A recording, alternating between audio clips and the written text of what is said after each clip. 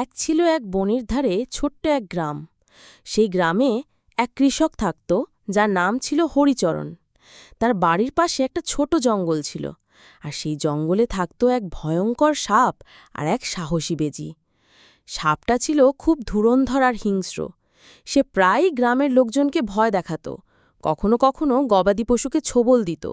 সবাই তাকে ভয় পেত, কিন্তু কেউ কিছু বলতে সাহস করত না। অন্যদিকে বেজিটা ছিল দারুণ চটপটে আর সাহসী। সে ছিল খুবই চতুর আর সব সময় অন্যদের সাহায্য করত। গ্রামের লোকজন তাকে খুব ভালোবাসত। একদিন সাপটা হরিচরণের উঠোনে এসে হাজির হল। হরিচরণের ছোট মেয়ে উঠোনে খেলা করছিল। হঠাৎ সাপটা তাকে ছোবল দিতে উদ্যত হয়। ঠিক তখনই বেজিটা কোঠা থেকে যেন দৌড়ে এসে সাপটার সামনে দাঁড়িয়ে পড়ে। শুরু হয় এক ভয়ঙ্কর লড়াই। সাপ ফোঁস করে ওঠে আর বেজি তেড়ে যায়। সাপ ছোবল যায়, বেজি চকিতে সরিয়ে নেয় শরীর।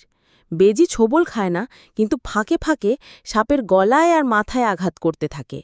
অনেকক্ষণ ধরে চলে সেই যুদ্ধ। শেষে বেজির ধৈর্য আর বুদ্ধির কাছে হার মানে সাপ। ক্লান্ত হয়ে সাপটা পালিয়ে যায় জঙ্গলের দিকে। বেজি জিতে যায় লড়াই। গ্রামের সবাই দৌড়ে আসে। তারা বেজিকে কোলে তুলে নেয়, আদর করে আর ধন্যবাদ জানায়। হরিচরণের ছোট মেয়ে বেজিকে জড়িয়ে ধরে কেঁদে ফেলে।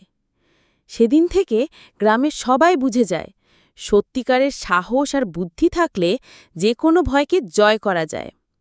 শিক্ষা: সাহস, বুদ্ধি আর ন্যায় পথে থেকে অন্যের সাহায্যে এগিয়ে এলে শেষ পর্যন্ত জয় হবেই।